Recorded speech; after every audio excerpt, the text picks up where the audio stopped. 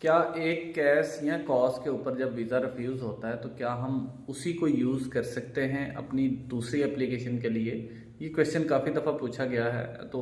उसमें बड़ा सिंपल सी टर्म होती है कि आपका जो कैश लेटर होता है जब आप स्टडी वीज़ा अप्लाई करते हैं तो वो आपको जो कैश अलॉट होता है वो यूकेवीआई के सिस्टम से एक कैश नंबर जनरेट करता है और वो उस कैश नंबर पे आपका सारा डाटा यूकेवीआई के पोर्टल में मौजूद होता है और उसके अगेंस्ट आपको एक कैश लेटर इशू करती है यूनिवर्सिटी आपकी और आप उस कैश लेटर के साथ अपना वीज़ा अप्लाई करते हैं। जब आपका वीज़ा उस कैश पे रिफ्यूज़ हो जाता है, आपका इंटरव्यू की वजह से रिफ्यूज़ हो गया है, आपका वैसे वीज़ा रिफ्यूज़ हो गया है या कोई और रीजंस हैं, तो आपका जो वो वाला कैश नंबर है वो बेसिकली कैश यूज़ हो जाता है। अब जब वो कैश यूज़ हो जाता है तो इट मीन्स कि अब दोबारा नई एप्लीकेशन में आप उसी कैश नंबर के साथ अपना वीज़ा अप्लाई नहीं कर सकते। अगर आप पहले तो वो उसको फैच ही नहीं करेगा, अगर वो फैच कर भी लेगा तो एट द एंड आपकी वीज़ा एप्लीकेशन जो होती है वो रिफ्यूज़ हो जाती है।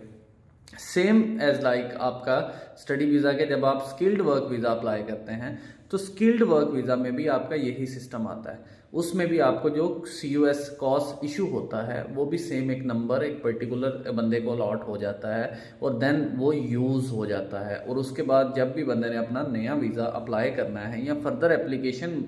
में उसने जाना है तो उसको हमेशा उसी जो है वो कंपनी से या वो आप कंपनी चेंज कर सकते हैं तो वहां से अपना नया कैश रिक्वेस्ट करना है उसकी same as like formalities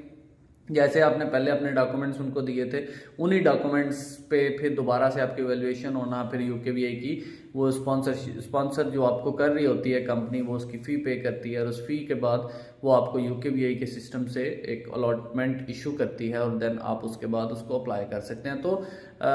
in short term हम ये कह सकते हैं कि जब आप एक दफ़ा आपका वीज़ा एप्लीकेशन रिफ्यूज़ हो जाती है तो आप उस एप्लीकेशन को उसी कॉस कैश नंबर के साथ री अप्लाई नहीं कर सकते। और वैसे भी जब आपकी वीज़ा एप्लीकेशन रिफ्यूज़ होती है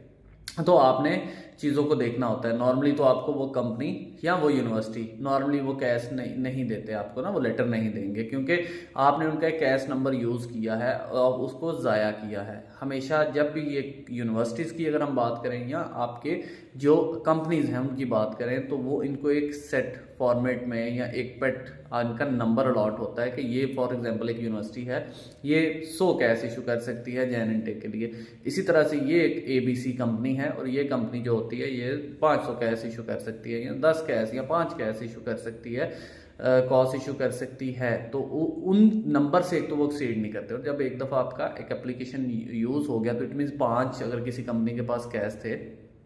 सॉरी कॉस्ट थे तो उस कंपनी के 4 वीज़ा रिफ्यूज़ हो गए तो उस कंपनी का एक सिर्फ सक्सेस रेशो होगा। और फिर जिस कंपनी का या कॉलेज का यूनिवर्सिटी का कॉस्ट रिफ्यूज़ल होता है यानी वो वीज़ा रिफ्यूज़ होता है उनके ऊपर भी उसका इफेक्ट आता है। नेक्स्ट उनकी उनकी एक्रीडेशन उनकी जो एम्प्लॉयर की क्रेडिबिलिटी है वो डैमेज होती है और उसके बाद फिर अल्टीमेटली वो जब नए सिरे से अप्लाई करते हैं तो उनको और फॉर्मेलिटीज़ में भी जाना पड़ता है। तो इसलिए हमेशा किसी भी यूनिवर्सिटी की या किसी भी एम्प्लॉयर की ये ख्वाहिश होती है कि उसका जो वीज़ा है वो रिफ्यूज़ ना हो ताकि उस पर वो बैड इफेक्ट ना आए और उसका वो कॉस्ट या कैश जो है वो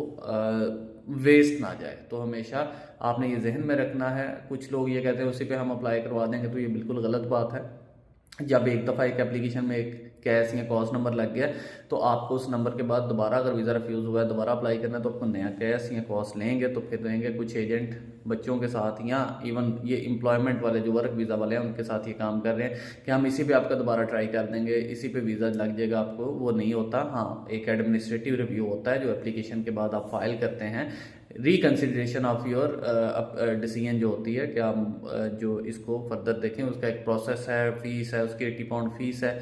प्रोसेस टाइम है कोई उसका almost 3 to 6 month minimum time लग जाता है। तो एक सेपरेट चीज़ है। लेकिन अगर आपको ये कोई कहता है कि मैं वीज़ा एप्लीकेशन इस पर दोबारा फाइल करूँगा तो वो झूठ बोल रहा है। वो या तो नया कॉस्ट लेगा फिर उसके बाद ही वीज़ा अप्लाई कर सकता है। Thank you so much.